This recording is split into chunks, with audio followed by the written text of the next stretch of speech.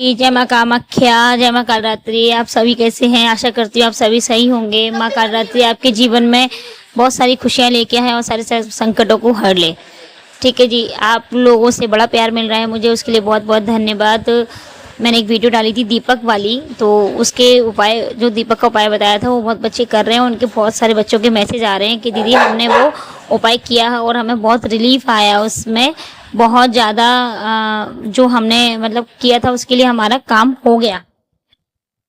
तो बच्चों के मैसेज और कमेंट आ रहे हैं कि हमने जिसके लिए भी जिस मनोकामना की पूर्ति के लिए हमने उपाय किया था वो हमारा काम आया। तो भैया मैं तो बस इतना ही कहूंगी कि ये उपाय मेरे माँ का बताया हुआ है, मैं तो सिर्फ आप लोगों के बीच में एक मीडिएटर का काम करती हूँ। बाकी में जो माँ बताती है, बस उसने मुझे जनसेवा के लिए चुना है तो बस मैं वही कर रही हूँ। चलिए, आज का वीडियो जो है वो एक गुरु और शिष्य के ऊपर है। ठीक है, बहुत सारे बच्चों के मैसेज आ रहे हैं कि गुरु माँ या गुरु दीदी हमें अपने गुरु कैसे बनाना चाहिए, किसको हमें अपना गुरु बनाना चाहिए, किसको नहीं बनाना चाहिए, और कैसे हम अपने गुरु को ढूंढ सकते हैं, या ब्ला ब्ला ब्ला। ठीक है, तो चलिए आज मैं बताती हूँ आपको इस चीज़ के बारे में। ज़्यादा तो मैं नहीं जानती, जितना मेरी माँ ने मुझे बताया उतना मैं आप सभी को जानकारी दूंगी। देखिए, हम कोई हम कोई कहते हैं ना ज्ञान नहीं है हमें, मतलब बहुत ज्ञानी नहीं है हम, जो हम किसी व्यक्ति के या किसी गुरु को हम समझ सके कि वो कितना ठीक है और कितना गलत है। ठीक है, मैं इतना जानती हूँ कि अगर गुरु आप बना रहे हैं, किसी को भी आप गुरु बना रहे हैं, तो उसके लिए इतना श्रद्धा और इतना भाव रखिए कि अगर वो आपको जूते भी मारता है ना, आपको गालियां भी देता है ना, तो भी आप उसे गुरु ही मानेंगे। आप ये ना कह दे कि भाई अगर गुरु ने थोड़ा सा डांट दिया, यार पता नहीं कैसा गुरु है, बड़ा घमंड है इसको, उसने तो मुझे डांट दिया, तो भाई ऐसा गुरु मत बनाइए, ऐसा गुरु मत बनाइए। ठीक है, तो गुरु आप जिसको भी बनाते हैं, पहले अपने मन से पूछिए कि ये गुरु योग्य है हमारे। ठीक है, क्योंकि मन की आवाज कभी गलत नहीं होती, दिमाग की आवाज कभी गलत नहीं होती। तो पहले अपने दिमाग में और मन में सोचिए कि क्या ये गुरु योग्य है। ऐसे ही किसी को भी गुरु मत बनाइए। जैसे कि बहुत सारी चौकियां चल रही, अब आपने आज किसी की चौकी देखी तो भाई मैं तो उसको गुरु बना लेता हूँ। ठीक है, फिर कल किसी की चौकी देखी तो नहीं यार, कल वालों को नहीं आज वालों को गुरु बना लेता हूँ। फिर परसों किसी की चौकी देखी कि नहीं भाई परसों वालों को नहीं, कल वालों को नहीं, हम आज वालों को बना ले। तो ऐसे गुरु मत बनाइए। ठीक है, ऐसे गुरु नहीं बनाए जाते। पहले एक व्यक्ति पे या दो व्यक्ति पे फोकस करिए। जैसे कि आपने सोचा कि आप लोगों ने बहुत सारी चौकियां देखी या बहुत सारे व्यक्ति देखे गुरु जो योग्य हैं, उनमें से आपने 3 लोगों को बोल दिया कि 3 लोगों के लिए सोचा कि मुझे इनमें से एक को गुरु बनाना है। ठीक है, इनमें से मुझे एक को गुरु बनाना है। तो पहले उन तीनों पे फोकस करो, उनको अपने माइंड में बिठाओ, अपने दिमाग में बिठाओ, अपने मन में बिठाओ कि भाई ये गुरु योग्य हैं। ठीक है, मैं इतना जानती हूँ आपका मन आवाज देगा, आपका मन आवाज देगा। ठीक है, और ये भी सोचिए और ये भी देखिए कि वो गुरु योग्य है भी है या नहीं। उनके दरबार देखिए, उनकी चौकी देखिए, उनकी बातें देखिए, सब कुछ देखिए। ठीक है, अब जैसे कि आज आप उन तीनों गुरु में से एक गुरु के पास गए, एक गुरु जी के पास गए, उन्होंने कहा कि भाई हाँ ठीक है, हम गुरु दीक्षा तो तुमको दे देंगे, बट हमें 1 लाख रुपए चाहिए, हमें 1.5 लाख रुपए चाहिए, हमें 51,000 चाहिए, हमें ये चाहिए, हमें वो चाहिए। तो वो गुरु बनने योग्य बिल्कुल नहीं है। मेरे हिसाब से वो योग्य नहीं है, वो गुरु योग्य बनने बिल्कुल नहीं है। ठीक है, गुरु दीक्षा में क्या लेता है अपने शिष्य का? अपने शिष्य का लेता है विश्वास। ठीक है, गुरु कभी भी पैसा नहीं लेते हैं, वो विश्वास लेते हैं, वो उसका गलत आचरण लेते हैं। वो क्या कहते हैं, जब भी कोई भी अच्छे गुरु अपने शिष्य को धारण करते हैं तो वो एक ही बात कहते हैं कि जितनी तेरे अंदर बुराइयां हैं, जितनी गंदगी है, वो सब कुछ यहीं छोड़ जा, सब कुछ खत्म कर दे। तो जिस दिन सब कुछ खत्म कर देगा, मैं तेरे गुरु बन जाऊंगा और मेरी गुरु कृपा तुझ पे शुरू होना चालू हो जाएगी। ठीक है, ऐसा नहीं कि भाई तू कुछ भी मन में कुछ में भी सोच। ठीक है, तू साधना कर रहा है, अपनी साधना से तू किसी को भी बुरा कर दे, किसी का भी अच्छा कर दे, कोई दिक्कत नहीं, मैं तो तेरा गुरु हूं, मैं साधु नहीं। भाई मैं गुरु उस बात को नहीं मानती, बस तू मुझे पैसा दे दे। ठीक है, तू किसी से पैसा ले और तू मुझे भी पैसा दे दे, तो भाई मैं नहीं मानती कि ऐसे गुरु बनने योग्य है, जो मेरा अपना मत है। बाकी सबके अपने अपने मत हैं, सब अपने अपने तरीके से जानते हैं। ठीक है, सब अपने अपने तरीकों से देखते हैं। तो बस भाई मैं इस चीज को नहीं मानती। हाँ ठीक है कि ये चीज तो होती है कि गुरुजी को हम बनाने जा रहे हैं तो उनके लिए हम पोशाक लेके जाएंगे, या उनकी इष्ट के लिए ये लेके जाएंगे, वो लेके जाएंगे, ये ठीक है। बट अगर गुरु मुझसे आपसे ये कह रहा है कि नहीं भाई मेरी तो फीस 1 लाख रुपए है, मैं तभी तुझे गुरु दीक्षा दूंगा, तो मेरे हिसाब से वो गुरु दीक्षा लो गुरु नहीं है। ठीक है, अच्छा अब ये तो हुई गुरु की बात। अब वही शिष्य की बात। अब पहले ये देखो कि अपने में सामर्थ्य है इतना कि हम उसको गुरु बना सकते हैं। हम उनको गुरु बना सकते हैं? अपने में सामर्थ्य इतना है? क्या हमारा आचरण ऐसा है जैसे हम उनको गुरु बना सकते हैं? हमेशा ध्यान रखिएगा, ये कर्म है, ये कर्म का लौट के आते हैं। प्रकृति में कोई भी चीज है वो घूम के अपने पास ही वापस आनी है। अगर आप यहाँ से उसको चालू करेंगे तो वो घूम के अपने पास आनी है, क्योंकि पृथ्वी हमारी गोल है। ठीक है, इसी तरीके से हमारे कर्मा भी हमारे पास लौट के आते हैं। अगर आपका आचरण बुरा है तो आपको वैसे ही गुरु मिलेंगे, और अगर आपका आचरण अच्छा है तो आपको वैसे ही गुरु मिलेंगे। हमेशा इस बात को ध्यान रखिए, हम जैसा आचरण दूसरों के लिए रखते हैं वैसा ही हमें अपने आप को मिलता है। अगर हम अच्छा सोचेंगे तो अच्छा मिलेगा, और बुरा सोचेंगे तो हमें बुरा मिलेगा। ठीक है, जो मेरा मत है, मैं इसी चीज को मानती हूँ, और मैं इससे ज्यादा कुछ भी नहीं मानती।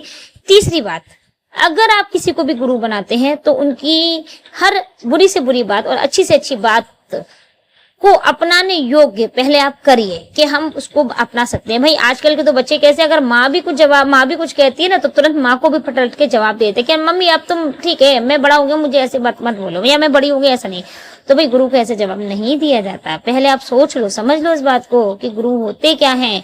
ग्रंथ पढ़ो, वेद पढ़ो, पहले गुरु के बारे में पढ़ो कि गुरु कैसे होते हैं और किस तरीके से वो अपने शिष्य को हैंडल करते हैं। क्योंकि गुरु के लिए भी एक शिष्य बनाना आसान नहीं है। जैसे शिष्य के लिए गुरु बनाना एक आसान नहीं है, ऐसे गुरु के लिए भी शिष्य बनाना आसान नहीं है। ठीक है, अब आपने बनाया साहब एक गुरु जी, ठीक है, अब आपने कहा कि हाँ ठीक है, मैं गुरु जी आपसे गुरु दीक्षा ले रहा हूँ, ठीक है, अब मैं साधना मार्ग में जा रहा हूँ और आप मुझे इसमें सफल करना। गुरु जी ने कह दी ठीक है। अब भाई जैसे इष्ट परखता है वैसे गुरु भी परखते हैं कि भाई ये कब तक मेरे साथ चलेगा। तो भैया गुरु जी ने भी परखा, 2-3 महीने 6 महीने कुछ भी नहीं बताया कि चल भाई तू चल, मैं तेरे पीछे हूँ, बस। ठीक है, अब बच्चे क्या कहते हैं, यार ये गुरुजी तो कुछ कर ही नहीं रहे, यार इनकी तो कृपा हो ही नहीं रही है हमारे ऊपर। भले अपने में कितनी भी बुराइयां वो नहीं दिखेंगी, आप अपना नहीं देखोगे कि भाई मेरे गुरुजी ने मुझे 1.25 लाख मंत्र जप करने को 11 दिन में बोला था और मैं उसको कर रहा हूँ 21 दिन में, 22 दिन में, या मैं 11 दिन में भी कर रहा हूँ। तो क्या मैं अच्छे आचरण से कर रहा हूँ या अच्छे मन से कर रहा हूँ? ठीक है, लेकिन वो नहीं देखेगा, लेकिन वो जरूर देखेगा यार गुरुजी ने 11 दिन के लिए बोला था लेकिन सिद्ध नहीं हुआ मंत्र, यार मंत्र काम नहीं कर रहा। तो भाई ऐसे गुरु मत बनाओ, भाई ऐसे बच्चे बिल्कुल भी गुरु मत बनाओ, बिल्कुल मत बनाओ। ठीक है, क्योंकि जैसा आप गुरु के बारे में सोचोगे वैसा ही आपके जीवन में घटित होगा। गुरु एक नींव होती है बच्चे की साधना मार्ग में, और अगर नींव ही आपकी कच्ची है, अगर आपका विश्वास ही कच्चा है तो वो साधना मार्ग काम नहीं करेगा। या फिर दूसरी बात, एक कुछ मत सोचो कि भाई मुझे किसी को गुरु बनाना ही नहीं है, मेरा तो इष्ट ही मेरा गुरु है। जैसे मैं काली की पूजा करती हूँ तो मैं तो कहती हूँ भाई मेरी तो माँ काली ही मेरी गुरु है, बाकी मेरा कोई कुछ भी नहीं है। तो भाई या तो ऐसे बन जाओ, तो फिर तुम्हें किसी गुरु की जरूरत नहीं है। फिर तो मैं विश्वास के साथ कहती हूँ, डंकी की चोट पे कहती हूँ कि आपका इष्ट ही आपका गुरु बन के आपको साधनाएं सिखाएगा और आपको अच्छे मार्ग पे ले जाएगा और आपको हर रास्ता दिखाएगा। ठीक है जी, तो अगर अपना आचरण शिष्य अच्छा रख सकता है तो गुरु बनाइए। ठीक है, अगर उनकी हर बातें सह सकता है तो गुरु बनाइए। चौथी बात, आपके गुरु कैसे भी हैं, अगर आपको उन्होंने गुरु मंत्र दे दिया, ठीक है, गुरु मंत्र आपको दे दिया तो उस गुरु मंत्र पे फोकस करिए, गुरु जी पे मत करिए। गुरु जी पे मत करिए कि उन्होंने हमें ये नहीं बताया, हमें वो नहीं बताया, हमें ये साधना नहीं सिखाई, हमें वो साधना नहीं सिखाई। ना बाबा ना, वो गुरु मंत्र ही उन्होंने अपनी पूरी जीवन की पूंजी आपको दे दी। भाई अपनी जीवन की पूंजी उन्होंने पूरी दे दी, उस गुरु मंत्र पे फोकस करो, बस उस गुरु मंत्र का जाप करो, उस गुरु मंत्र को ऐसे ढाल बन के अपने लिए इस्तेमाल करो कि भाई कि ब्रह्मांड की कोई ताकत नहीं छोड़ सकती। अब एक बार बताइए, आज तो आपके गुरुजी हैं, ठीक है, कल को वो स्वर्ग चले जाते हैं। भाई आज जीवन है, ये मनुष्य का जीवन है, जाना तो सबको एक दिन। ठीक है, अब गुरुजी चले जाते हैं तो क्या गुरुजी का काम करना बंद कर देगा कि गुरुजी का आशीर्वाद बंद हो जाएगा?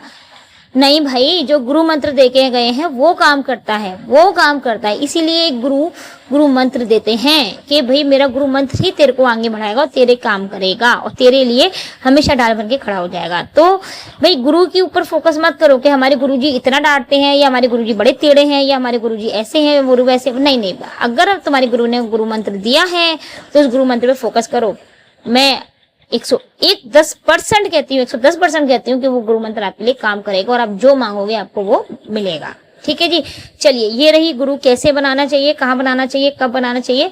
ठीक है, अगर आप साधना मार्ग में हैं तो आप गुरु बनाइए, अगर आप साधना मार्ग में नहीं है तो आपको गुरु की कोई जरूरत नहीं है, फिर आप अपने इष्ट को ही गुरु मान के उनकी पूजा पाठ करिए। ठीक है, दूसरी बात, एक बात और बताना चाहूंगी कि वैसे गुरु की सीरीज बहुत छोटी है, ये मेरे पास बहुत सारे बच्चों की काउंसलिंग आ रही है और बहुत सारे बच्चों की ऑनलाइन पूछा है, जिसमें गुरुओं ने तो भाई ऐसे ऐसे खेल किए हैं और शिष्यों ने भी ऐसे ऐसे खेल किए हैं कि अगर मैं बोलूंगी ना तो मुझे बोलते में भी शर्म आएगी। मुझे बोलने भी मेरी शर्म आएगी। तो एक सीरीज और लेके आऊंगी गुरुजी के लिए, पार्ट 2 और लेके आऊंगी। उसमें ये बताऊंगी कि शिष्यों को किस हद तक गुरु बनानी चाहिए, किस हद तक अपनी हद में रह के गुरु के पास बैठना चाहिए और गुरु के पास रहना चाहिए। और एक गुरु के लिए भी बताऊंगी कि उसको किस हद तक अपने शिष्य से कुछ लेना चाहिए, ठीक है। क्योंकि आज के टाइम में शिष्य भी हद तोड़ रहे हैं और गुरु भी हद तोड़ रहे हैं। गुरु को नहीं पता कि हम क्या कर रहे हैं, और शिष्य तो भाई जय राम जी की, शिष्य को तो समझ में नहीं आता कि मेरे गुरु ये कह रहे हैं तो क्या सही है मेरे लिए, क्या ये गलत है? नहीं भाई, अगर उन्होंने कह दिया कि मुझे तन दे दे तो दे रहे हैं, मन दे दे तो दे रहे हैं। मन तक तो ठीक है यार, लेकिन तन यार क्या ही बोलूं मैं। मेरे पास कुछ फीमेल के इतने मैसेज आए, मतलब इतनी मैंने काउंसलिंग करी है उनकी, और उसमें मेरे को उन्होंने जब बोला ना मेरे गुरु ने मुझसे ये मांगा हमने दे दिया, तो यार मुझे ऐसी गुस्सा आती है कि उन औरतों के, उन लड़कियों को जाके मैं इतना डांटूं या 2-4 थप्पड़ दूं कि भाई तेरे में बुद्धि नहीं है कि तेरा गुरु तुझसे क्या मांग रहा है, तू दे रही है। नहीं भाई, ऐसी चीज नहीं है भाई। आज के टाइम में अगर अच्छे लोग हैं तो बुरे भी बहुत लोग हैं। अगर 50% में से 10% ही अच्छे लोग हैं, 40% लोग बहुत बुरे हैं। भाई ये दुनिया बहुत बुरी है, अगर कुछ अच्छी है तो बुरी भी है। तो भाई पहले अपने आप को इस योग्य बनाओ कि हम गुरु की चयन कर सकते हैं, ठीक है।